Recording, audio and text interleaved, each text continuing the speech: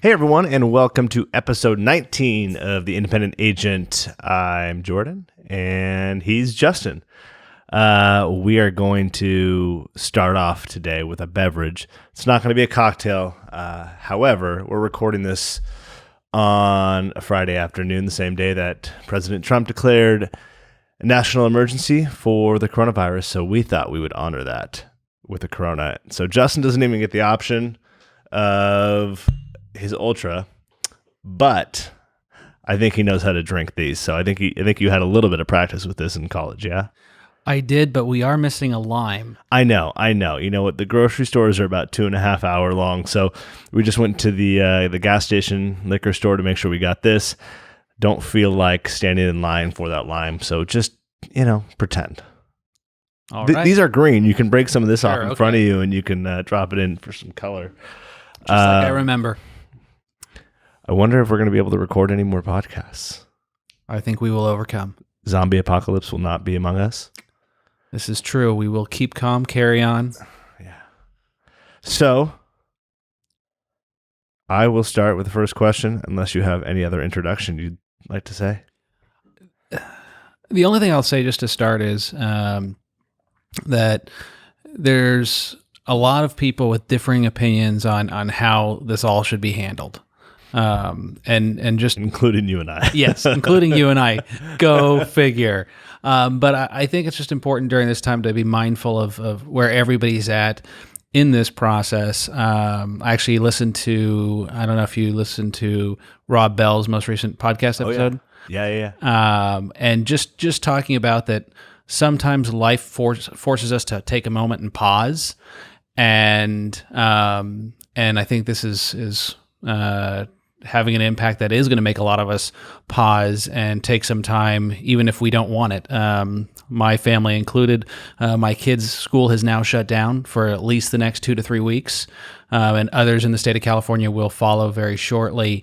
And so while there is a lot of fear out there and very real negative implications for people, not just from a health, but from a business perspective as well, I think it's also important to make the most of the time that we have with family and appreciate that it is going to create some opportunities that we wouldn't have otherwise had in our crazy, hectic lives. Yeah, I agree. If you guys haven't listened to that, Rob Bell has a podcast called The Robcast, and he did one on Wednesday, which was about coronavirus and just kind of how we're responding to it and how this is just something different. And we haven't been here before, and it's the thing before the thing. We don't know what it is. So if you want to go check that out, that was really helpful for my wife and I when we sat down, because we're even on slightly different pages with this whole thing. So, while we're talking about Rob Bell, I was with him 2 weeks ago, and it was fantastic. So if you guys ever want to go check out, he does these, they're called Something to Say workshops. Basically, there was 35 of us in a room at the Improv in Hollywood for 2 days, people from all over the world. And most of the people had projects or books or restaurants or business owners or whatever, and they were either stuck in a place in life or stuck in a part of a project. And you kind of get up on a stool and chat with Rob for like 25, 30 minutes. And he helps get you unstuck. And it was magnificent to watch 35 people just work through this all as like one group. When you left, it kind of felt like, you're coming home from camp and you have that little sadness. But if you're there in your life, man, it was exceptional. I recommend you check it out. Awesome. Cool. So everyone's like, who the heck is Rob Bell? So question 1. I started a new job as a sales manager at an agency, and I was able to secure a bonus during the salary negotiation process. I'm now being told no bonuses are being given. I've met the goals, so how do I go about getting the bonus I've earned without straining my relationship with upper management? So he's a sales manager. Okay. So not a salesman or woman. Sales manager. Okay, a merman. So I think the way the question's worded is a little tricky. I think what this person is saying is, as part of my hiring process, I negotiated a sales bonus based upon performance. Now I've met the performance measures and the bonuses come due and it's not coming my way. And I need to be able to speak my mind without harming my long-term relationship. I think, one, here's our disclaimer, we're not attorneys, but I think there is a significant amount of support for bonuses that have been earned that are past the due date they should have been paid. And again, consult your attorney, but I think that would be, the last resort. But I think that is a tool at your disposal. But I'd also go back to the fact that if you guys exceeded your goals, there's got to be some rationale, some piece of information that I'm missing here of why they wouldn't be paying out a bonus. And it goes to show that, hey, if we're exceeding goals, we probably hit a really good number because we didn't set a low bar for the bonus, and then the organization is doing well, so should have disposable funds for you, unless there's some other part of this that I'm missing. Jordan, am I? Yeah, I mean, there could be a whole lot of reasons. I mean, they could have had, as an example, some large expense item. What if they hit their top line revenue, but they had some large E&O claim and have a high SIR and they were out dollars there? I mean, any which situation, or potentially his department that he managed hit their goal, but other ones didn't, and so the company was struggling. So I could see where this could have played out. Obviously, there is missing information, but I mean, I don't know. I'd just go back to them and say, hey, we agreed upon this. Why am I not being paid this? And they'll say, we don't have the money. But you say, yeah, but we agreed upon this. And sit quietly. And I would let them flounder. And I would keep pushing. And they would say things. And then I would just say, yeah, but we agreed upon this. And I hit my goals. And you're not living up to your end of the bargain. So this is an integrity piece. Right? And it might become a legal piece. And it might be something that the rest of the organization finds out about. Because if it happened to me, you're probably doing it to other people too. And this might become a much larger issue. Now, consult your attorney. But, I mean, we keep running into some of these questions, Justin. I just wonder, like, how the rest of these agencies run. I can't imagine committing to any, like, we go out of our way to get our staff bonuses, right? Like, I can't imagine any which way this would happen. Well, and in this situation, they should be able to articulate the rationale behind it. There's some other part of this conversation that we're missing out on. It wasn't just, no, we're not paying out bonuses. There's no, because of X, Y, and Z. Right.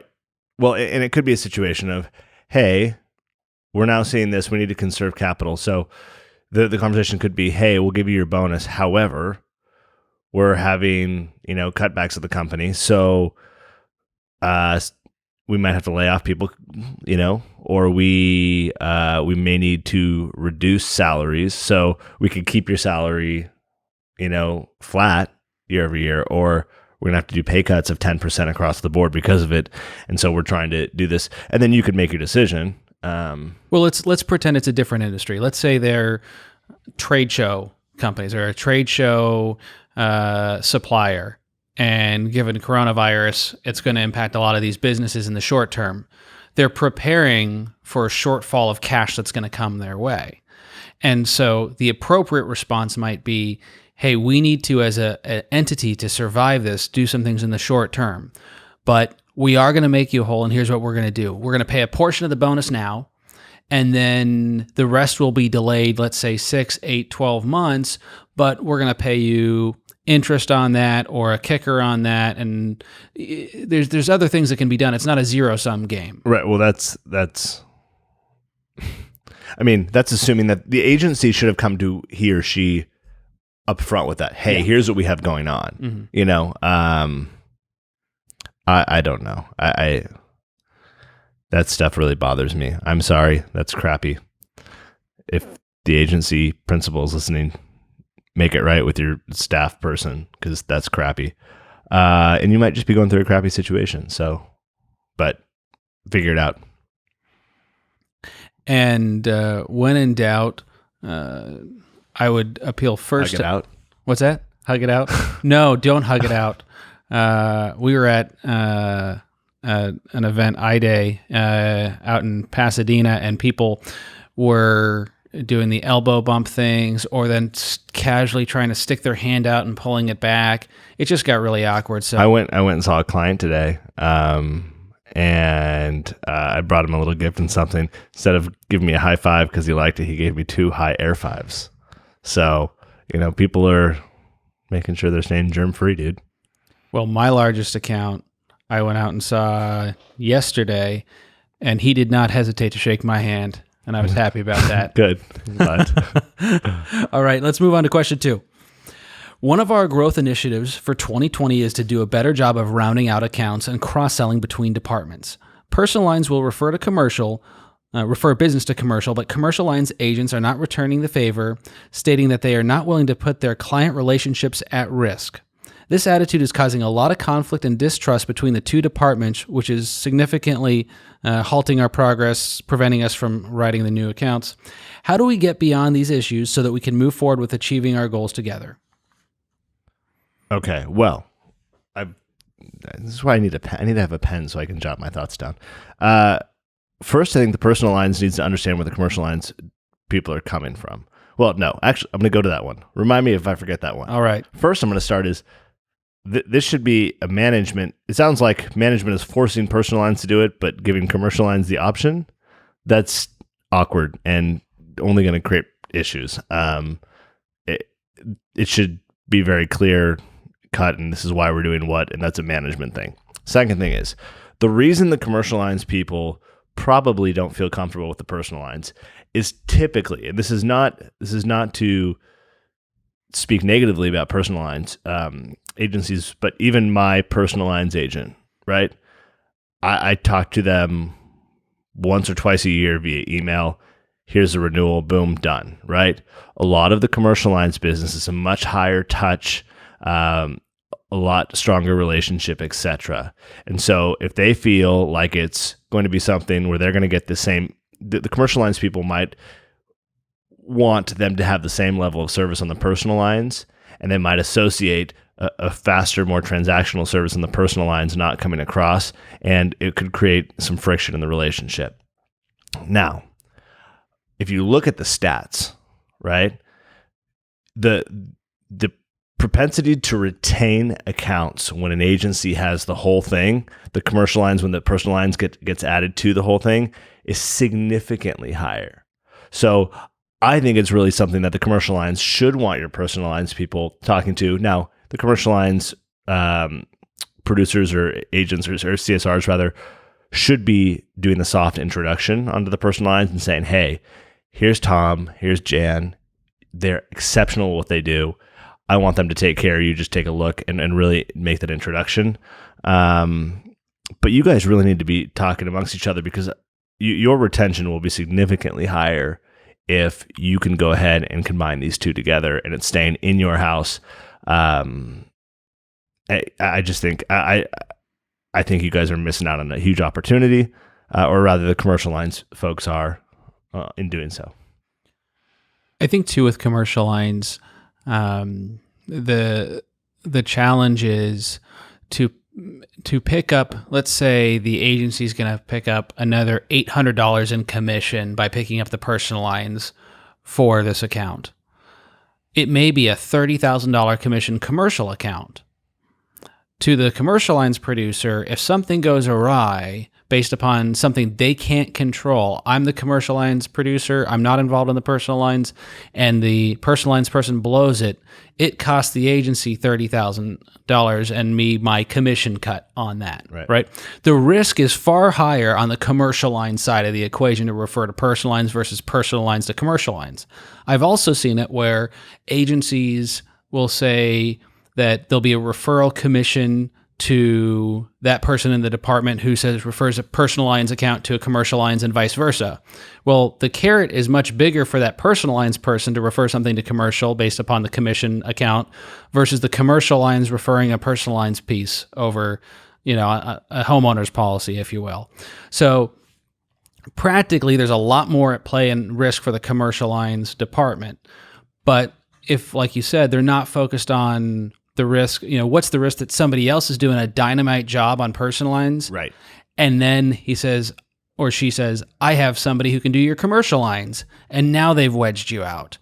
I think it really does come from management. There's ways to incentivize it, but everyone has to be honest in the room saying, especially with our client base, what's the likelihood that somebody else is trying to get the opportunity with them, and what happens if we don't control all these lines of business? And even I would say that's a data-driven conversation. Go within your agency, look at the policy count, and compare against retention. You have 2 policies, 3 policies, you have commercial lines and personal lines, and those accounts that you have both commercial and personal lines, I guarantee you that retention rate's higher. And if you multiply, let's say, a $10,000 commercial lines account and you retain it at 95% versus 90% because now you've got the personal lines in there, how many additional years of revenue is the agency going to have? So it's really a math equation and a leadership equation amongst the agency principals that they have to get commercial lines and personal lines on the same page. I agree. Yes, we agree. Cool. So we disagree on some strategy on coronavirus. We both agree that Corona is an excellent beer. No. Can we speak on this for a minute? Because this has me concerned. Okay. I was texting with my brother-in-law last night, and I said to him, I was thinking about the damage. Let's say Guadalupe Miramontes? No, not that one. Oh. Not that brother-in-law. My other brother-in-law in the insurance space. Ah, got it. And keep guessing, people, from the previous podcast episode who he is, and a $100 Amazon gift card coming your way. But we were talking about Corona and the impact on the brand. So long-term for Corona, will they have to rebrand under a different name? No. You don't think? No. There's not a chance. Or they're going to have to come up with something really catchy. They have highly paid advertising people of whom will figure out some brilliant ad campaign, and 3 months from now, it's not going to matter. It's going to be summer, and we're all going to be drinking. I mean, we're drinking it right now. Yes. They're getting me to drink it right now, and I usually don't drink Corona. I just hope there's never a Goodman virus that goes out there. Why would there be a Goodman virus? I don't know. I don't know how they name these viruses. Coronavirus? Well, coronavirus it's like, how there's like influenza's flu. Corona is another strain. Right? Okay, so sure. They said, I watched this pediatrician put this thing out, and they said 20% of the cases of people that come in who think they have the flu every year actually have coronavirus. So it's not like it's... it's not like hurricanes being named. I love you so much. It's not like hurricanes being made. No, but the COVID-19, the 19, I think it was because it was in 2019. So almost like... There's a COVID-18 or something like that. Or I was going to say like policy forms, Bring the it back to 1185. Yeah. Right. See what I'm doing? Yeah. All but right. Past that, I don't know. Okay. I mean, I'm mostly just making stuff up right now. All right. Well, I'm enjoying my Corona. Okay. Miss my lime. Okay. This has been good. It has been good. Like us, review us, high five us, air high five us. Or give us real handshakes. I'm good with that. Yeah. Well, Justin, I mean, we'll see. See how quickly you come down with COVID. Is it? Yeah, COVID, right? COVID-19. Anyway, everyone stay safe out there. Listen to all the smart people, the medical people, the governmental people, the insurance people. That's it. That's it. Okay. Thanks, everyone. Hope you have a wonderful week. Cheers.